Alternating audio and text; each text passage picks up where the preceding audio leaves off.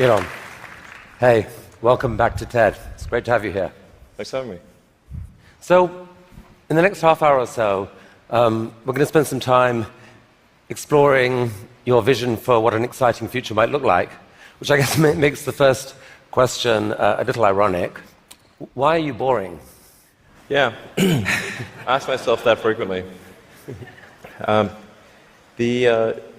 trying to dig a hole under LA, and this is to create the beginning of what will hopefully be a 3D network of tunnels to alleviate congestion. So, I mean, right now, I think one of the most soul-destroying things is traffic. It affects people in every part of the world. It takes away so much of your life, and it's horrible. It's particularly horrible in LA. I think you've brought with you the first visualization that's been shown of this. Can I show this? Yeah, absolutely. So this is the first time, just to sort of show what we're talking about. So there are a couple of key things that are important in having a 3D tunnel network. First of all, you have to be able to integrate the entrance and exit of the tunnel seamlessly into the fabric of a city. So by having an elevator, sort of a car skate that's on an elevator, you can integrate the entrance and exits to the tunnel network just by using 2 parking spaces. And then the car gets on a skate. There's no speed limit here, so we're designing this to be able to operate at 200 kilometers an hour, about 200 kilometers an hour, or about 130 miles per hour. So you should be able to get from, say, Westwood to LAX in 6 minutes, 5-6 minutes. So possibly initially done as like on a sort of toll road type basis. Yeah. Which I guess alleviates some traffic from the surface streets as well. So I don't know if people noticed it in the video, but there's no real limit to how many levels of tunnel you can have. So you can go much further deep than you can go up. The deepest mines are much deeper than the tallest buildings are tall. So you can alleviate any arbitrary level of urban congestion with the 3D tunnel network. This is a very important point. So a key rebuttal to the tunnels is that if you add one layer of tunnels, then that will simply alleviate congestion. Will get used up, and then you'll be back where you started, back with congestion. But you can go to any arbitrary number of tunnels, any number of levels. But people assume traditionally it's incredibly expensive to dig, and that would block this idea. Yeah. Well, they're right. To give you an example, the LA subway extension, which is, I think it's a 2.5-mile extension that was just completed for $2 billion. So it's roughly $1 billion a mile to do the subway extension in LA. And this is not the highest utility subway in the world. It's quite difficult to dig tunnels normally. I think we need to have at least a 10-fold improvement in the cost per mile of tunneling. And how could you achieve that? I guess, actually, if you just do 2 things, you can get to approximately an order of magnitude improvement, and I think you can go beyond that. So the first thing to do is to cut the tunnel diameter by a factor of 2 or more. So a single road lane tunnel would, according to regulations, has to be 26 feet, maybe 28 feet in diameter to allow for crashes and emergency vehicles and sufficient ventilation for combustion engine cars.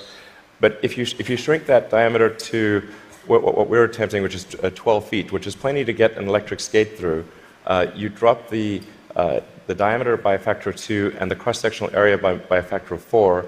So, and the tunneling cost scales with the cross-sectional area. So that's roughly a half order of magnitude improvement right there. Then tunneling machines currently tunnel for half the time, then they stop, and then the rest of the time is putting in reinforcements for the tunnel wall. So if you design the machine instead to do continuous tunneling and reinforcing, that'll give you a factor of 2 improvement. Combine that and it's a factor of 8. Also, these machines are far from being at their power or thermal limit. So you can jack up the power to the machine substantially. I think you can get at least a factor of 2, maybe a factor of 4 or 5 improvements on top of that. So I think there's a fairly straightforward series of steps to get somewhere in excess of an order of magnitude improvement in the cost per mile. Our target actually is, we've got a pet snail called Gary. This is from Gary the snail from South Park. I mean, sorry, SpongeBob SquarePants. So Gary is capable currently he's capable of going 14 times faster than a tunnel boring machine. Okay. You want to beat Gary? We want to beat Gary. Yeah. He's not a patient little fellow, and we want that will be victory. Victory is beating the snail. But a lot of people dreaming about future cities, they imagine that actually the solution is sort of flying cars, drones, etc. You go above ground. Why isn't that a better solution? You save all that tunneling cost. Right. I'm in favor of flying things. Obviously, I do rockets, so I like things that fly. This is not some inherent bias against flying things, but there is a challenge with flying cars in that they'll be quite noisy. The wind force generated will be very high. Let's just say that if something's flying over your head, if there are a whole bunch of flying cars going all over the place, that is not an anxiety-reducing situation.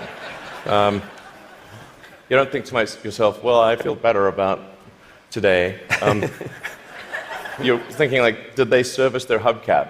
Or is it going to come off and guillotine me as they're flying past? And so you've got this vision then, future cities with these rich 3D networks of tunnels underneath. Is there a tie-in here with Hyperloop? Could you apply these tunnels to use for this Hyperloop idea you released a few years ago? Yeah, so we've been sort of puttering around with the Hyperloop stuff for a while. We built a Hyperloop test track adjacent to SpaceX just for a student competition to encourage innovative ideas in transport.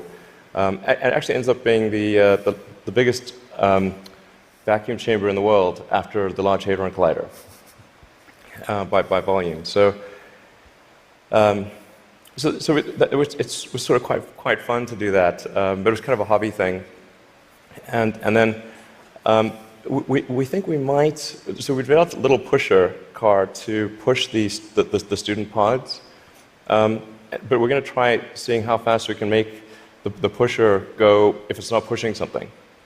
Huh. So, I mean, like, sort of cautiously optimistic we'll be able to be faster than the world's fastest bullet train, even in a 0.8 mile stretch. Whoa. Good brakes. Yeah. I mean, it's either going to smash into tiny pieces or. But you can picture then a Hyperloop in a tunnel, yes, running quite long distances. Exactly. So in looking at tunneling technology, it turns out that in order to make a tunnel, you have to, in order to seal against the water table, you've got to typically design a tunnel wall to be a good to about 5 or 6 atmospheres. So to go to vacuum is only 1 atmosphere, or near vacuum. So actually, it sort of turns out that automatically, if you build a tunnel that is good enough to resist the water table, it is automatically capable of holding vacuum. Huh. So, yeah. And so you can actually picture this, like what kind of length tunnel is in Elon's future to running Hyperloop? Yeah, I think there's no real length limit. You could dig as much as you want. I think if you were to do something like a DC to New York Hyperloop, I think you'd probably want to go underground the entire way because it's a high density area. You're going under a lot of buildings and houses, and if you go deep enough, you cannot detect the tunnel. Sometimes people think, well, it's going to be pretty annoying to have a tunnel dug under my house. Like, if that tunnel is dug more than about 3 or 4 tunnel diameters beneath your house, you will not be able to detect it being dug at all. In fact, like if you're able to detect the tunnel being dug, whatever device you're using, you can get a lot of money for that device from the Israeli military, who's trying to detect tunnels from Hamas, and from the U.S. Customs and Border Patrol that trying to detect drug tunnels. So the reality is that Earth is incredibly good at absorbing vibrations, and once the tunnel depth is below a certain level, it is undetectable. Maybe if you have a very sensitive seismic instrument, you might be able to detect it. So you've started a new company to do this called The Boring Company. Very nice, very funny. But what's funny about that? How much of your time is this? It's maybe 2 or 3%. You've called it a hobby. This is what an Elon Musk hobby looks like. I mean, it really is. Like, we actually, this is basically interns and people doing it part-time. So this is, we bought, some secondhand machinery, and it's kind of puttering along, but it's making good progress. So an even bigger part of your time is being spent on electrifying cars and transport through Tesla. Is one of the motivations for the tunneling project the realization that actually, in a world where cars are electric and where they're self-driving, there may end up being more cars on the roads on any given hour than there are now? Yeah, exactly. A lot of people think that when you make cars autonomous, that they'll be able to go faster and that will alleviate congestion. And to some degree, that will be true. But once you have shared autonomy where it's much cheaper to go by car, and you can go point to point, the affordability of going in a car will be better than that of a bus. Like, it will cost less than a bus ticket. So the amount of driving that will occur will be much greater with shared autonomy, and actually traffic will get far worse. I mean, you started Tesla with the goal of persuading the world that electrification was the future of cars. Yeah. And a few years ago, people were laughing at you. Now, not so much. I mean... Okay. Well, I mean, isn't it... I don't know. Maybe but isn't it true that pretty much every auto manufacturer has announced serious electrification plans for the short to medium term future? Yeah. I think almost every automaker has some electric vehicle program. They vary in seriousness. Some are very serious about transitioning entirely to electric, and some are just dabbling in it. And some, amazingly, are still pursuing fuel cells, but I think that won't last much longer. But isn't there a sense, though, Elon, where you could now just declare victory and say, we did it, let the world electrify, and you go on and focus on other stuff? Yeah. I intend to stay with Tesla as far into the future as I can imagine. And there are a lot of exciting things that we have coming. We've got, obviously, the Model 3 that's coming soon. We'll be unveiling the Tesla semi-truck. And okay, well, we're going to come to this. So Model 3. So it's supposed to be coming in July-ish. Yeah, it's looking quite good for starting production in July. Yeah. Wow. One of the things that people are so excited about is the fact that it's got autopilot. And you put out this video a while back showing what that technology looked like, or would look like. Yeah. There's obviously autopilot in Model S right now. Yeah. What are we seeing here? Yeah, so this is using only cameras and a GPS. So there's no LiDAR or radar being used here. This is just using passive optical, which is essentially what a person uses. The whole road system is meant to be navigated with passive optical or cameras. And so once you solve cameras or vision, then autonomy is solved. If you don't solve vision, it's not solved. So that's why our focus is so heavily on having a vision neural net that's very effective for road conditions. Right. Many other people are going the LiDAR route. You want cameras plus radar is most of it. You can absolutely be superhuman with just cameras. Like, you could probably do 10 times better than humans with just cameras. So the new cars being sold right now have eight cameras in them. That they can't yet do what that showed. When will they be able to?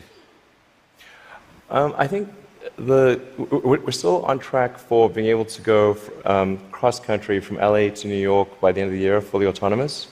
Okay, so a car, by the end of the year, you're saying someone's going to sit in a Tesla without touching the steering wheel, tap in New York, off it goes, won't have to ever touch the wheel by the end of 2017? Yeah, essentially November or December of this year, we should be able to go from, all the way from a parking lot in California to a parking lot in New York, no controls touched at any point during the entire journey. And amazing. But part of that is possible because you've already got a fleet of Teslas driving all these roads. You're accumulating a huge amount of data of that national road system. Yes. The thing that will be interesting is that I'm actually fairly confident it will be able to do that route even if you change the route dynamically. So, like it's fairly easy. Or if you say I'm going to be really good at one specific route, that's one thing. But it should be able to go really be very good. Certainly, once you enter a highway, to go anywhere on the highway system in a given country. So it's not sort of limited to LA, New York. We could change it and make it Seattle, Florida, that day, or in real time. So you were going from LA to New York, now go from LA to Toronto. So leaving aside regulation for a second, in terms of the technology alone, the time when someone will be able to buy one of your cars and literally just take their hands off the wheel and go to sleep and wake up and find that they've arrived, how far away is that to do that safely? I think that's about 2 years. So the real trick of it is not, how do you make it work, say 99.9% of the time? Because if a car crashes, say 1 in 1,000 times, then you're probably still not going to be comfortable falling asleep. That's, you shouldn't be, certainly. But by the same time, it's never going to be perfect. No system is going to be perfect.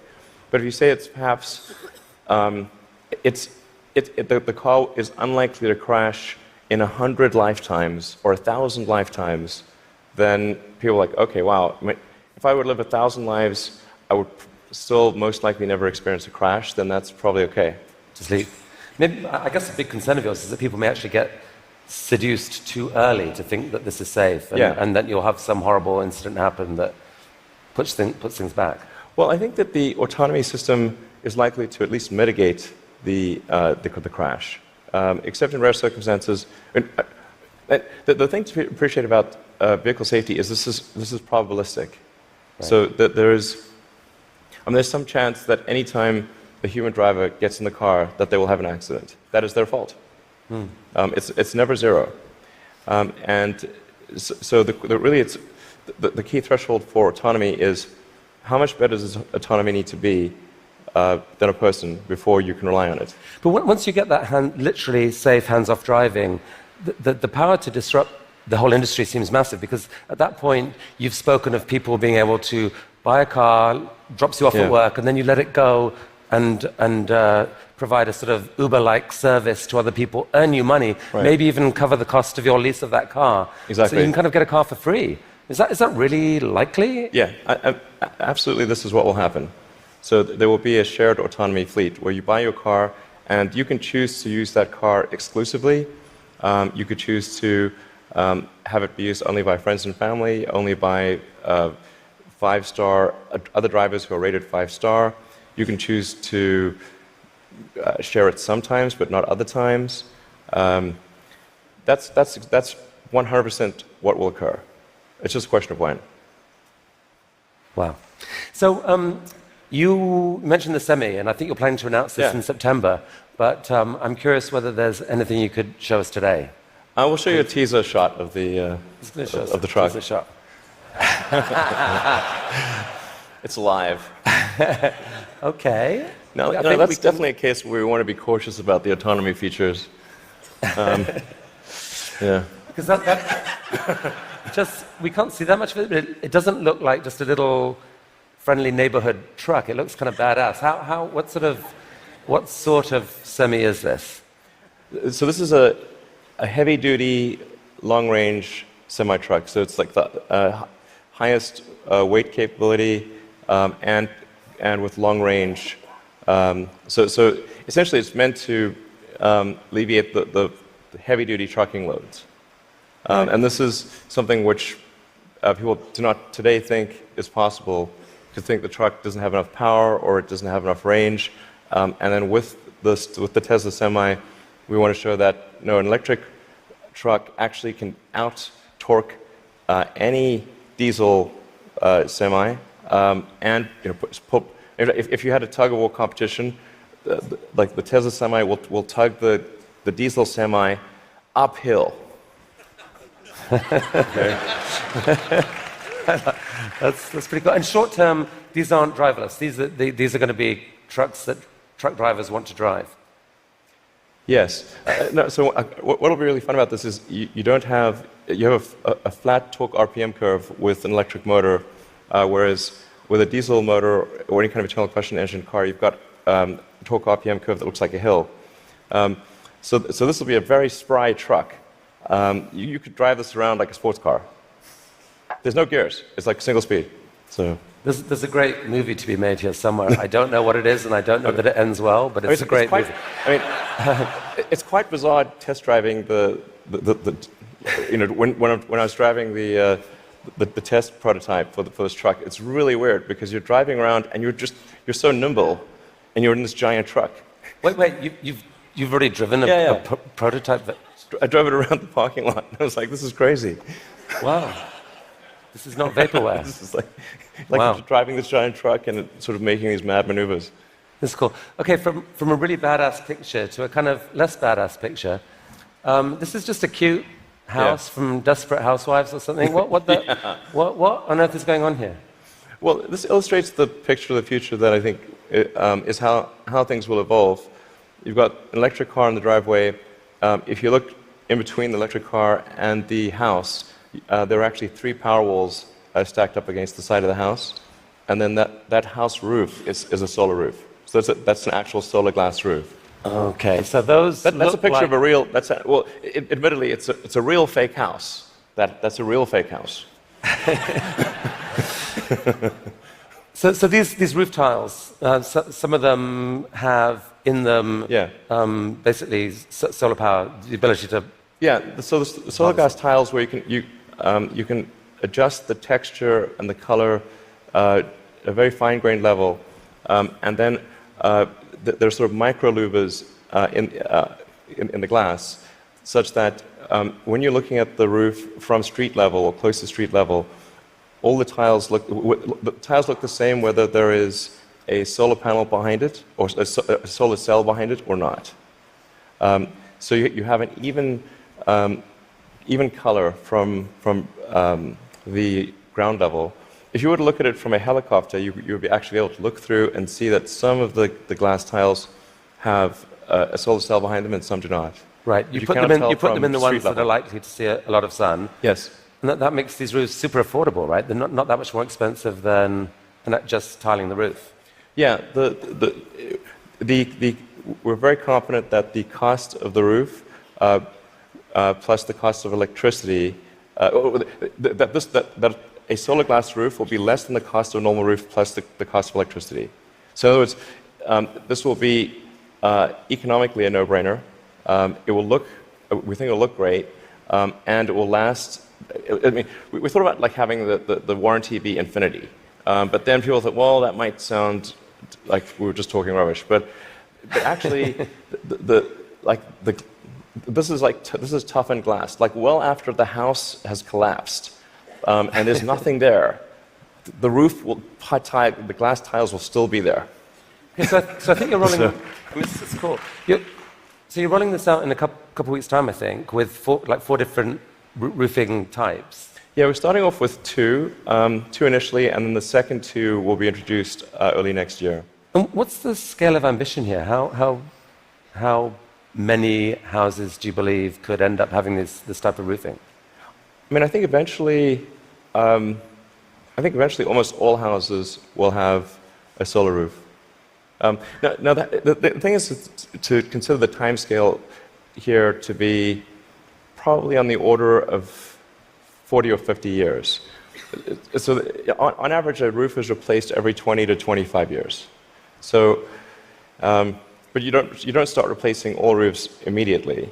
But eventually, if you say we were to fast forward to, say, 15 years from now, it will be unusual to have a roof that does not have solar. Is there a mental model thing that people don't get here that there's been, because of the shift in the sort of cost economics of solar power, that like most houses actually have enough sunlight on their roof pretty much to power all of their needs. If you could capture the power, it could pretty much power all their needs, right? You could go off grid, kind of. Yeah, it depends on where you are and what the house size is relative to the roof area. But yeah, it's a fair statement to say that most houses in the US have enough roof area to power all the needs of the house. Okay, so the key to the economics of the cars, the semi, these houses is the falling price of lithium-ion batteries, which you've made a huge bet on as Tesla. In many ways, that's almost the core competency. And you've decided that to really own that competency, you just have to build the world's largest manufacturing plant and kind of double the world's supply of lithium-ion batteries. Yeah. With this guy. What is this? Yeah, so that's the Gigafactory. The progress so far in the Gigafactory. Eventually, you can sort of roughly see that there's sort of a diamond shape overall, and when it's fully done, it'll look like a giant diamond, or that's the idea behind it. And it's aligned on true north. There's a small detail there. And capable of producing like 100, eventually like 100 gigawatt hours of batteries a year? 100 gigawatt hours. We think probably more, but yeah. And they're actually being produced right now already here, right? Yeah, we're in production already. You guys put out this video. Yeah. I mean, does that speed it up, or? That's the slowed down version. So how fast does it actually go? Well, when it's running at full speed, you can't actually see the cells without a strobe light. It's just blur. And one of your core ideas, Elon, about what makes an exciting future is a future where we no longer feel guilty about energy. Help us picture this. I mean, how many gigafactories, if you like, does it take to get us there? It's about 100, roughly. It's not 10, it's not 1,000, most likely 100. See, I kind of find this amazing. Like, you can actually picture, if that's right, you can picture what it would take to move the world off this vast fossil fuel thing. It's like you're building one, costs $5 billion, maybe the next one, or whatever, $5 to $10 billion. Yeah. Like, it's kind of cool that you can picture that project. And you're planning to do a Tesla, or at least announce another two this year.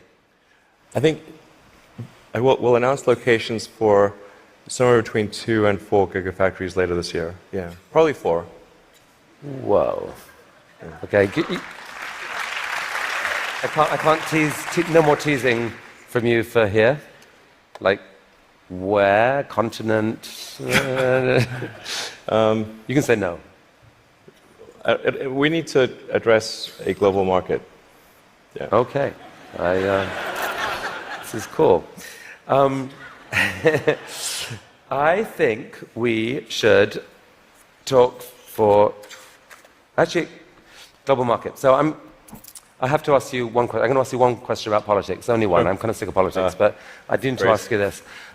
You're on a body now giving advice to a guy who has said he doesn't really believe in climate change.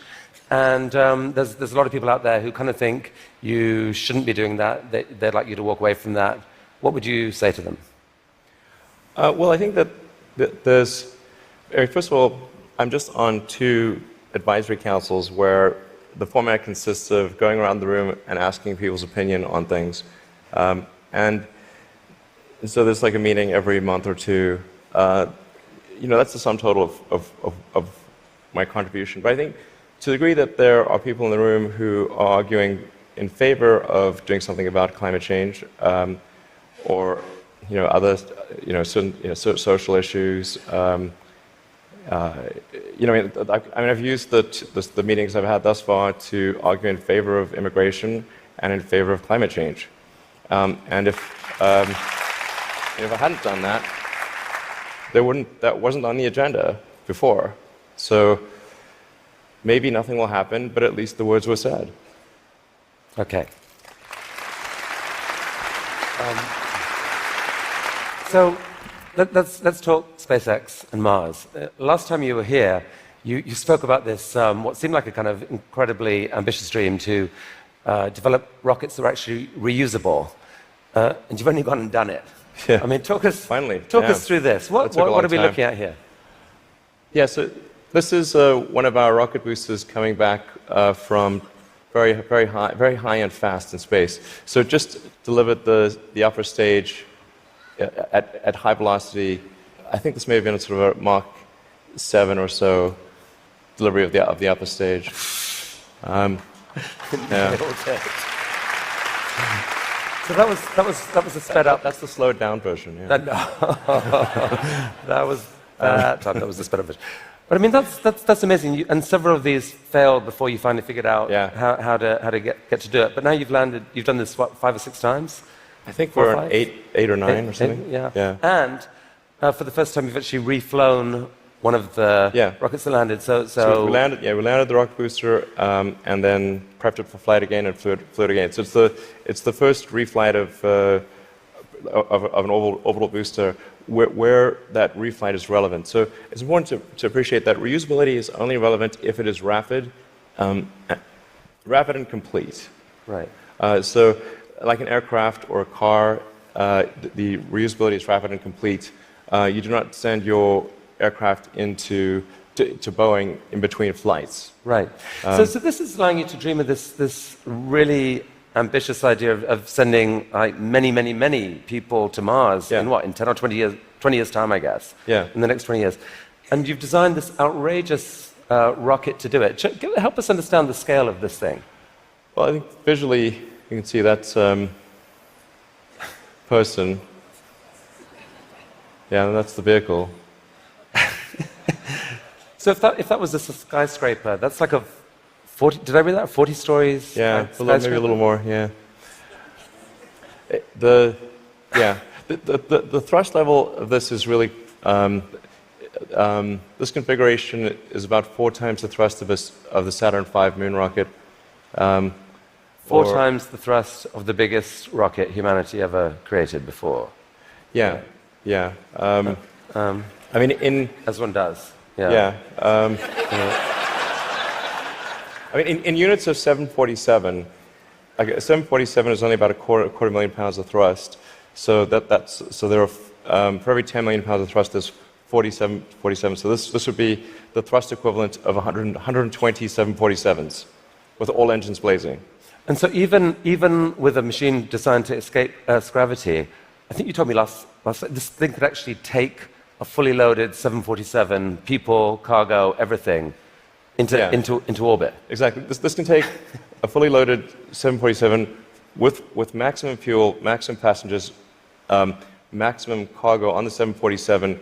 This can take it as cargo. So based on this, you presented recently this interplanetary transport system, which is visualized this way. And this is a scene you picture in 30 years' time, 20 years' time? People walking into this rocket. I mean, I'm hopeful it's sort of in the 8 to 10 year time frame. Aspirationally, that's our target. Our internal targets are more aggressive, but I think,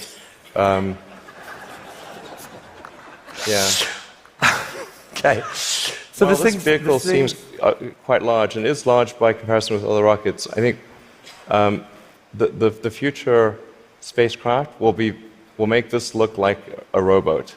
I mean, this is the future spaceships will be truly enormous. Why, Elon? Because why do we need to build a city on Mars with 1 million people on it in your lifetime, which I think is kind of what you've said you'd love to do.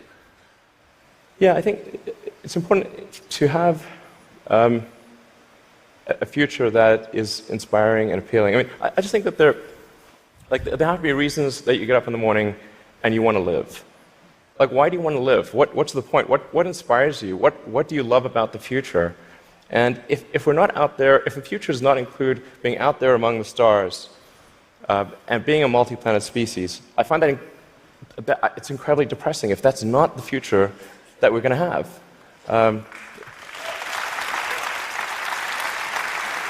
People want to position this as an either-or, that there are so many desperate things happening on the planet now, from climate to poverty to, you pick your issue. And this feels like a distraction. You shouldn't be thinking about this. You should be solving what's here and now. And to be fair, you've done a fair old bit to actually do that with your work on sustainable energy. But why not just do that? Well, I think there's. I look at the future from a standpoint of the probabilities. It's like a branching stream of probabilities. And there are actions that we can take that affect those probabilities, or that accelerate one thing or slow down another thing, introduce something new to the probability stream. Sustainable energy will happen no matter what. If there was no Tesla never existed, it would have to happen out of necessity. It's tautological. If you don't have sustainable energy, it means you have unsustainable energy. Eventually, you'll run out, and the laws of economics will drive civilization towards sustainable energy inevitably. The fundamental value of a company like Tesla is the degree to which it accelerates the advent of sustainable energy faster than it would otherwise occur. So when I think what is the fundamental good of a company like Tesla, I would say hopefully it does. If it accelerated that by a decade, potentially more than a decade, that would be quite a good thing to occur. That's what I consider to be the fundamental sort of aspirational good of Tesla. Then there's becoming a multi-planet species and spacefaring civilization. This is not inevitable. It's very important to appreciate this is not inevitable. The sustainable energy future, I think, is largely inevitable, but being a spacefaring civilization is definitely not inevitable. If you look at the progress in space, in 1969 we were able to send somebody to the moon. 1969. Then we had the space shuttle. The space shuttle could only take people to low Earth orbit. Then the space shuttle retired, and the United States could take no one to orbit.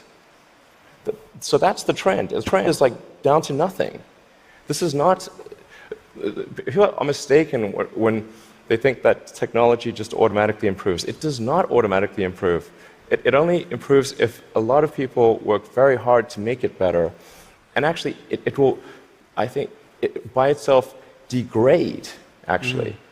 I mean, you look at great civilizations like ancient Egypt, and they were able to make the pyramids, and they forgot how to do that. And the Romans, they built these incredible aqueducts. They forgot how to do it. It almost seems, listening to you and look at the different things you've done, that you've got this unique double motivation on everything that I find so interesting. Which is one is this desire to work for humanity's long-term good. The other is this desire to do something exciting, and it's often. It feels like you feel like you need the one to drive the other. With Tesla, you want to have sustainable energy, so you make these super sexy, exciting cars to do it. Solar energy, we need to get there, so we need to make these beautiful roofs. We haven't even spoken about your newest thing, which we don't have time to do, but you want to save humanity from bad AI, and so you're going to create this really cool brain-machine interface to give us all infinite memory and telepathy and so forth. And on Mars, it feels like what you're saying is, yeah, we need to save humanity and have a backup plan, but also we need to inspire humanity, and this is a way to inspire. I think the value of beauty and inspiration is very much underrated, no question. But I want to be clear. I'm not trying to be anyone's savior. That is not the... I'm just trying to think about the future and not be sad. Beautiful statement. I think everyone here would agree that it is not... None of this is going to happen inevitably. The fact that in your mind you dream this stuff, you dream stuff that no one else would dare dream, or no one else would be capable of dreaming at the level of complexity that you do. The fact that you do that, Elon Musk, is a really remarkable thing. Thank you for helping us all to dream a bit bigger. You'll tell me if it ever starts getting genuinely insane, right? Thank you. That was really, really fantastic. That was really fantastic. Thanks, guys. Thank you.